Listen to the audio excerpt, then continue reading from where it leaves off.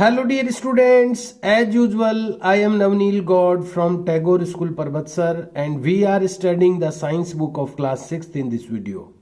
Dear students, we are studying the second lesson of this book. हम लोग study कर रहे हैं इस बुक का सेकंड लेसन विच इज जो कि है कंपोनेंट्स ऑफ फूड यानी भोजन के अवयव. And we have studied many components about many components of the food in our previous videos. अपने पिछले वीडियोस में हम लोगों ने कई सारे फूड के कंपोनेंट्स के बारे में डिटेल से स्टडी की है. प्रोटीन के बारे में, कार्बोहाइड्रेट के बारे में, फैट के बारे में और भी जो मिनरल्स है सबके बारे में हमने डिटेल से स्टडी की है कि ये सारे जो न्यूट्रिएंट्स होते हैं, जो पोषक तत्व होते हैं, ये अपने फूड में क्या रोल प्ले करते हैं, क्या इनका फंक्शन होता है, इनका सोर्स क्या है, यानी ये कहाँ से मिलते हैं अपने को. And in the last we are studying about the roughage. और लास्ट में हम लोग स्टडी कर रहे हैं रफेज के बारे में. तो अपने लास्ट वीडियो में हम लोगों ने रफेज वाला जो पॉइंट है वो स्टार्ट कर दिया था. रफेज या डाइटरी फाइबर्स इनको कहते हैं. हम भले ही रफेज कह सकते हैं या इनको हम डाइटरी फाइबर भी कह सकते हैं, यानी पाचक रेशे. तो आपने सुना होगा कि हमें रेशेदार सब्जियां खानी चाहिए. तो यहाँ पर एग्जाम्पल भी दिया गया था लेटस डू में कि आपने देखा होगा कि भिंडी में जब अपन भिंडी को पील करते हैं, छीलते हैं, तो उसमें से आपको देखे होंगे आपने फाइबर जैसे निकलते हैं, धागे जैसी स्ट्रक्चर निकलती है. भिंडी के अलावा और भी एक से ऐसे कुछ चीज़ें अपने को यहाँ पर बताई गई थी जिसमें से फाइबर, जैसे अपने को प्याज आपने देखे होंगे, पत्ते वाले प्याज, उसमें अगर आप पत्तों को आप पील करेंगे, छीलेंगे, तो उसमें भी फाइबर जैसी चीज़ें निकलेगी. तो ऐसे कई ऐसी ये वेजिटेबल्स होती है जिनमें फाइबर होता है. वो अब ये करता क्या है फाइबर, तो ये अपन पढ़ चुके हैं वैसे तो कि ये अपने जो स्टोमक में से जो वेस्टेज होता है इसको बाहर निकालने में ये हेल्पफुल होता है. यानी हमारा पेट साफ करने में ये फाइबर जो होते हैं ये बहुत हेल्पफुल होते हैं. इसके अलावा हम पढ़ चुके हैं सोर्सेज के बारे में, कहाँ से मिलता है फाइबर. तो ये सारी चीज़ें हमने पढ़ी है. Potato, peas, berries, pumpkin, spinach, ये सारी चीज़ें हैं, इनसे हमें फाइबर मिलता है. स्पेशली जो ब्रान होता है, जो आटे के अंदर चोकर होता है जिसको अपन छान के निकाल देते हैं, उसको निकालना नहीं चाहिए उससे. इसके अलावा श्रेडेड व्हीट यानी दलिए से भी अपने को, यानी अगर अपन साबुत अनाज खाते हैं, अपन अगर खिचड़ी खाते हैं, दलिया खाते हैं या अपन मोटा आटा खाते हैं, तो इन सब चीज़ों से अपने को रफेज मिलता है. और जितना अपने बॉडी में रफेज रहेगा, अपन जितना रफेज लेंगे भोजन में, तो उतना ही अपना पेट साफ रहेगा. ये रफेज का यही रोल है कि हमारे स्टोमक को ये क्लीन रखता है, जो भी अपना वेस्टेज होता है उसको बाहर निकालने में ये हेल्पफुल होता है. तो ये होता है रफेज, ये भी बड़ा इंपॉर्टेंट होता है. अब यहाँ पर आज के वीडियो में हमें स्टार्ट करना है यहाँ से. It is the information related to roughage also. यहाँ पर भी जो इंफॉर्मेशन अपने को मिल रही है आज के पॉइंट में भी, वो भी रफेज से रिलेटेड है. तो आइए देखते हैं रफेज के बारे में क्या यहाँ पर लिखा हुआ है. सम मोर फैक्ट्स अबाउट रफेज. कुछ और ज़्यादा फैक्ट्स यानी तथ्य या बातें अबाउट रफेज यानी रफेज के बारे में. नंबर 1 यहाँ पर कुछ बातें बताई गई है रफेज के बारे में और भी. आइए उनको देखते हैं कि क्या स्पेशल फैक्ट्स यहाँ पर दिए गए हैं. नंबर 1, डोंट पील यानी मत छीलें. पील का मतलब होता है छीलना. कई बार क्या होता है, कई ऐसे फ्रूट्स होते हैं, कई ऐसी वेजिटेबल्स होती है जिनको छीलने की ज़रूरत नहीं होती है. उनको विद उनका जो कवर होता है, उनका जो पील होता है यानी छिलका होता है, उसके साथ ही हम खा भी सकते हैं. लेकिन फिर भी कई लोग क्या करते हैं, उसके जो पील को रिमूव कर देते हैं, उसके छिलके को हटा देते हैं और फिर खाते हैं. तो ऐसा अपने को नहीं करना चाहिए क्योंकि उसके छिलके में ही रफेज मिलते हैं अपने को. डोंट पील यानी मत छीलें और डिस्कार्ड या फिर हटाएं यानी न तो उनको छीलें न हटाएं। The inner layer of fruits, fruits की जो इनर लेयर होती है, अंदर की जो परत होती है, उसको आप न तो पील करें न तो छीलें और न ही उनको डिस्कार्ड करें यानी न हटाएं। फ्रूट्स और वेजिटेबल्स यानी फलों और सब्जियों की, दे आर रिच, वे समृद्ध होती है यानी उनमें भरपूर होता है, इन न्यूट्रिएंट्स यानी पोषक तत्वों में। ये न्यूट्रिएंट्स में रिच होती है, ये जो अंदर की परत होती है, जो लेयर होती है, उसमें बहुत सारे न्यूट्रिएंट्स पाए जाते हैं, पोषक तत्व पाए जाते हैं। इसलिए कभी भी जो इनर लेयर होती है वेजिटेबल्स और फ्रूट्स की, उसको पील नहीं करना चाहिए यानी छीलना नहीं चाहिए, और डिस्कार्ड यानी हटाना नहीं चाहिए। पील कंटेन्स फाइबर, छिलके में होता है छिलका। पील का मतलब छीलना भी होता है, पील का मतलब छिलका भी होता है, दोनों टाइप का इसका मीनिंग होता है। यहाँ पर छीलना है, यहाँ पर इसका मतलब छिलका है। पील यानी छिलका, कंटेंस यानी रखता है यानी छिलके में होता है, फाइबर यानी रेशे, छिलके में होते हैं फाइबर यानी रेशे। विच हेल्प्स, जो कि मदद करते हैं, इन डाइजेशन यानी पाचन में।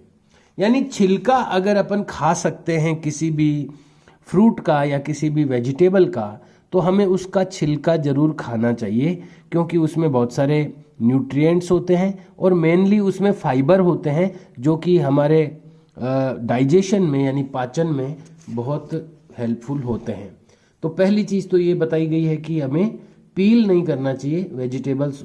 हालांकि कुछ ऐसे वेजिटेबल्स और फ्रूट्स आते हैं कि उनको तो पील करना ही पड़ता है, वरना अपन उनको खा ही नहीं सकते। लेकिन कई ऐसे भी होते हैं जिनको खा सकते हैं। जैसे मैं उदाहरण के लिए बताऊं आपको, सेब को यानी एप्पल को अपन यूं ही खा सकते हैं, लेकिन फिर भी कई लोग उसका छिलका उतार के खाते हैं, ये अच्छी बात नहीं है।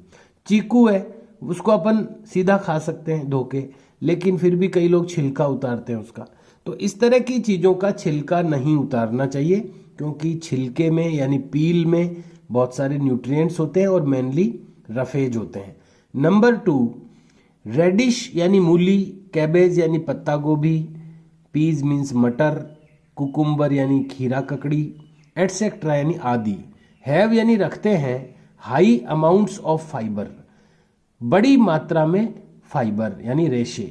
इन सब में बड़ी मात्रा में फाइबर होते हैं, रेशे होते हैं।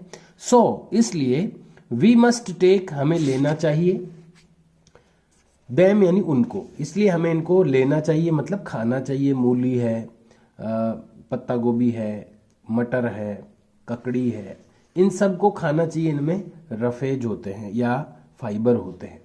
नंबर 3, अवॉइड यानी दूर करें या बचें, फाइन फ्लोर। फाइन फ्लोर क्या होता है? मैदा, जिसको अपन मैदा कहते हैं। फ्लोर यानी आटा होता है, बारीक जो आटा होता है जिसको हम मैदा कहते हैं। मैदे से चीज़ें बनती है, जैसे कचौरी है, समोसा है, ये जो तलने के आइटम है ये मैदे से बनते हैं। दिखने में साफ दिखते हैं, वो खाने में भी अच्छे लगते हैं, लेकिन वो अपने अंदर डाइजेशन के लिए अच्छे नहीं होते हैं। तो उनको अवॉइड करें यानी उनसे बचें। मैदा से बनी हुई चीज़ों को अवॉइड करें। मैदा को फाइन फ्लोर भी कहते हैं। अवॉइड फाइन फ्लोर यानी मैदा को या फाइन फ्लोर को अवॉइड करें, उससे बचें। इट इज़ डेंजरस, ये खतरनाक है। फॉर हेल्थ यानी स्वास्थ्य के लिए। नंबर 4, ईट यानी खाएं, ब्राउन राइस यानी भूरे चावल। चावल भी कई बहुत ही वाइट आते हैं, उनको नहीं खा करके जो भूरे रंग के चावल आते हैं उनको खाएं। एंड ओट्स, और जई को खाएं। देखो, एक तो होता है जौ, बार्ले यानी तो होता है जौ, और एक होती है जई। तो जौ और जई में थोड़ा अंतर होता है। तो जई, ओट्स, आजकल ओट्स शब्द ज़्यादा चलता है। आजकल पैकिंग किए हुए ओट्स भी आते हैं जिनको अपन घर पे उबाल के बना सकते हैं। तो ये चीज़ें अपने को खानी चाहिए। ब्राउन राइस है, ओट्स है यानी जई है, ये सब चीज़ें खानी चाहिए। अब यहाँ पर है मस्ट रिमेंबर, एक बॉक्स आ गया है, यानी याद रखना चाहिए। मस्ट यानी चाहिए, और या फिर जरूरी होता है, उसके लिए भी मस्ट होता है, तो याद रखें। मस्ट रिमेंबर यानी याद रखें। नाउ ए डेज यानी इन दिनों, फार्मर्स यानी किसान, यूज यानी उपयोग करते हैं, मैनी पेस्टिसाइड्स बहुत सारे कीटनाशकों का। खेतों में जब कीट हो जाते हैं जो फसल को नुकसान पहुंचाने लगते हैं, कीड़े वगैरह, तो उनसे फसल को बचाने के लिए फार्मर्स जो होते हैं, किसान जो होते हैं, वो दवाइयाँ छिड़कते हैं अपने खेत में। वो जो दवाइयाँ होती है वो जहरीली होती है, हालांकि उससे कीड़े तो मर जाते हैं, लेकिन वो दवाइयाँ जो है वो चिपकी हुई रह जाती है उन फसलों पर।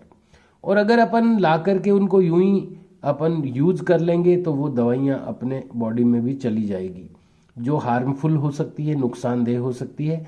इसलिए चीज़ों को ला करके पहले हमें वॉश करना चाहिए। अगर कुछ भी उन पे लगा हुआ है तो वो हमें वॉश करके उसको रिमूव करना चाहिए और फिर हमें उसको यूज करना चाहिए। यही बात यहाँ पर है। नाउ ए डेज यानी इन दिनों, फार्मर्स यानी किसान, यूज यानी उपयोग करते हैं, मैनी पेस्टिसाइड्स बहुत सारे कीटनाशक यानी दवाइयाँ, इन द फील्ड्स यानी खेतों में। दे आर वेरी डेंजरस, ये बहुत ही खतरनाक होती है, फॉर आवर हेल्थ, हमारी हेल्थ के लिए, स्वास्थ्य के लिए। सो इसलिए वी मस्ट वॉश, हमें वॉश करना चाहिए, धोना चाहिए फ्रूट्स एंड वेजिटेबल्स, फलों और सब्जियों को, विद साल्ट वाटर, नमक के पानी से, थ्रूली यानी अच्छी तरह या पूर्णतया। हमें नमक के पानी से, साल्ट वाटर से, थ्रूली यानी कि पूर्णतया या अच्छी तरह से हमें वॉश करना चाहिए। देन फिर ओनली इट बिकम्स, ये बनती है, सेफ यानी सुरक्षित, टू ईट देम, उनको खाने के लिए, अलोंग विद पील्स यानी छिलकों के साथ।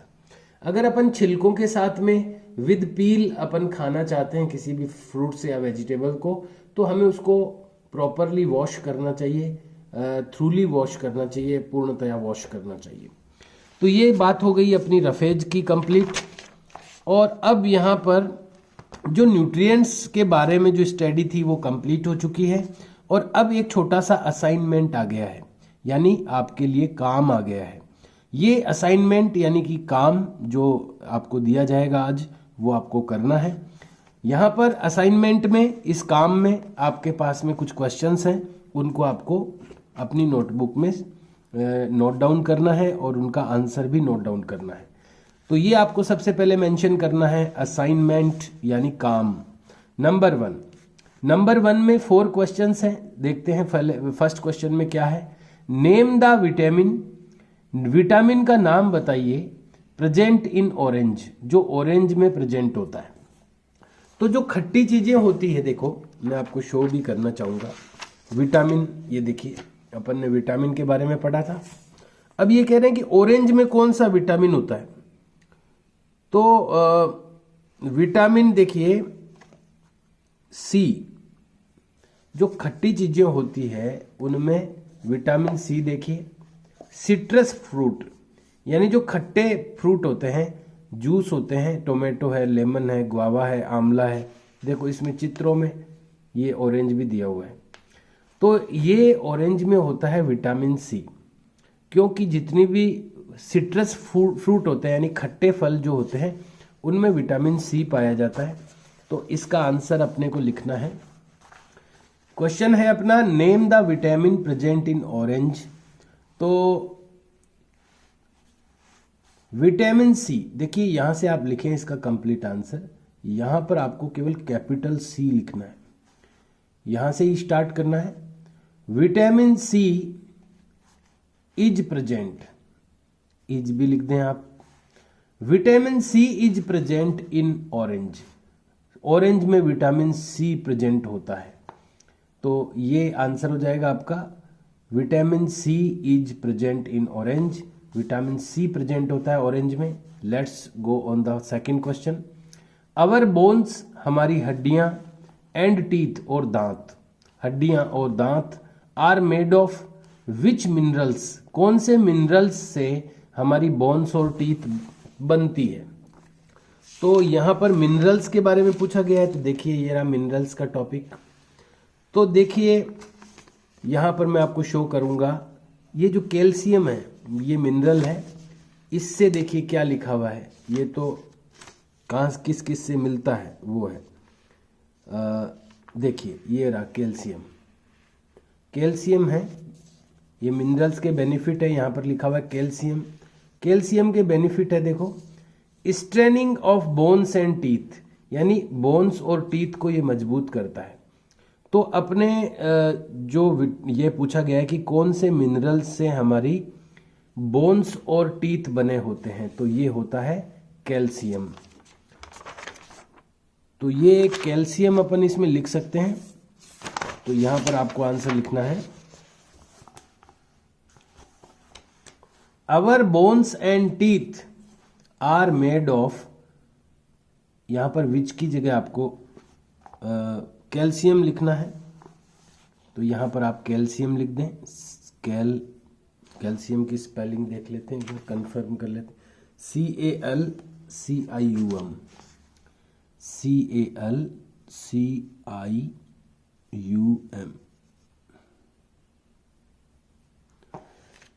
कैल्शियम।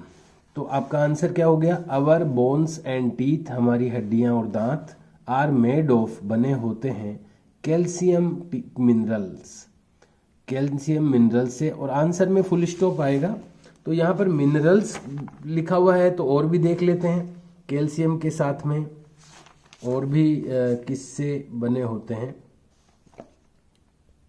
तो इसमें मिनरल्स पूछा है, तो अपन फास्फोरस भी लिखेंगे इसमें। कैल्शियम तो होता ही है बोन्स एंड टीथ के लिए। देखिए फास्फोरस में भी ऐसा होता है, ये देखिए, strengthening of bones and teeth, यानी अपन जब दो यहाँ पर मिनरल्स पूछे जा रहे हैं तो कैल्शियम एंड फास्फोरस, तो PHOS PHO, calcium and phosphorus, and PHOS PHO, phosphorus RUS, phosphorus, made of calcium and phosphorus minerals, और फुल स्टॉप। ये आपका आंसर हो गया। नेक्स्ट क्वेश्चन है, what is the role of vitamin C? Vitamin C का क्या role होता है? देखिए अब विटामिन सी का देखते हैं। ये विटामिन सी, ये देखिए विटामिन सी है, ये इसका रोल ये पूरा लिखा हुआ है यहाँ पर। एक बार मैं बता देता हूँ आपको। As oxidant, antioxidant. एंटीऑक्सीडेंट क्या होता है? जो अपने बॉडी में जो विषैली चीजें आ जाती है उनको, उनका प्रभाव खत्म करता है ये, उसको बोलते हैं एंटीऑक्सीडेंट। जो अपने लिए हार्मफुल होती है, कुछ चीजें भोजन के साथ में अपनी बॉडी में आ जाती है, टॉक्सिक चीजें जो होती है जहरीली, उनका प्रभाव कम करता है। तो ये एक एंटीऑक्सीडेंट की तरह काम करता है विटामिन सी।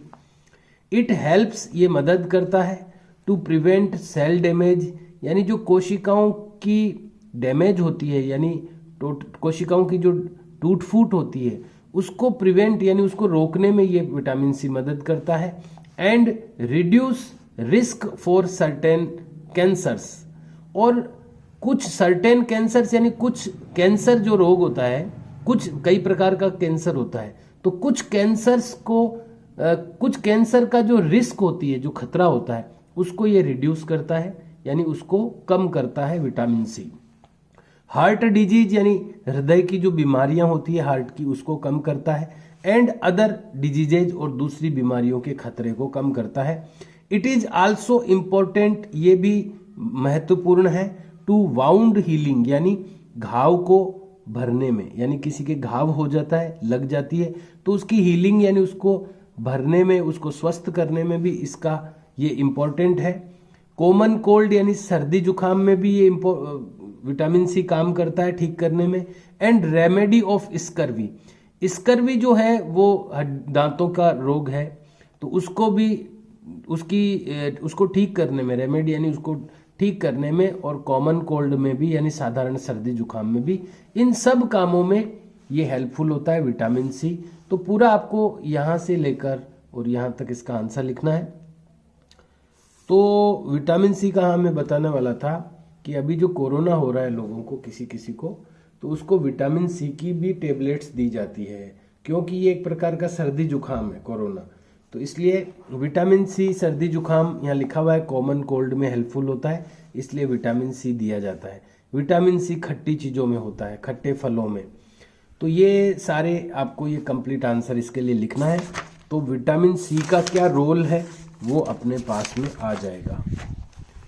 फोर्थ क्वेश्चन है इसका, व्हाट इज डिहाइड्रेशन? डिहाइड्रेशन क्या होता है? देखिए, जब शरीर में पानी की कमी हो जाती है तो उसको डिहाइड्रेशन कहते हैं। What is dehydration? डिहाइड्रेशन क्या है? तो ये आंसर मैंने आपके लिए लिखा है। इट इज ए कंडीशन, ये एक कंडीशन है, डिहाइड्रेशन एक स्थिति है, दैट हैपन्स, जो होती है, व्हेन यानी जब, यू लॉस, जब आप खो देते हैं, मोर बॉडी फ्लूइड्स, ज्यादा शरीर के जो तरल पदार्थ हैं, जब आपकी बॉडी में से जो फ्लूइड्स हैं यानी तरल पदार्थ हैं वो आप लॉस कर देते हैं, उनकी कमी हो जाती है अपनी बॉडी में, तो ये उस समय होता है जब आपकी बॉडी में से फ्लूइड की कमी हो जाती है। मोस्टली वाटर, यानी विशेष रूप से पानी की कमी हो जाती है। तो ये बहुत ही शॉर्ट आंसर है, बहुत छोटा सा आंसर है, फिर से बता देता हूं। इट इज ए कंडीशन, ये कंडीशन है, दैट हैपन्स, जो होती है, व्हेन यू लॉस, जब आप खो देते हैं, जब आपके कम हो जब आप खो देते हैं, मोर बॉडी फ्लूइड्स, ज्यादा शरीर के तरल पदार्थ, मोस्टली वाटर, विशेष रूप से पानी, यानी पानी की और जो शरीर में तरल पदार्थ होते हैं, फ्लूइड्स होते हैं, उनकी जब कमी हो जाती है बॉडी में, लॉस हो जाता है, तो उसको कहते हैं डिहाइड्रेशन। तो व्हाट इज डिहाइड्रेशन का जो आंसर है वो आपको ये वाला लिखना है। Dear students, our today's time of the video is over. आज का जो वीडियो का समय है वो कंप्लीट हो गया है। We will do the remaining questions, हम लोग करेंगे बचे हुए क्वेश्चंस को, which is question number 2 and it's sub question 1, 2, 3। अब जो क्वेश्चन नंबर 2 बचा है उसमें जो क्वेश्चन नंबर 1, 2 और 3 बचा है वो हम करेंगे इन अवर नेक्स्ट वीडियो, अपने अगले वीडियो में। Please do the written work in a good handwriting and try to learn them. See you and bye.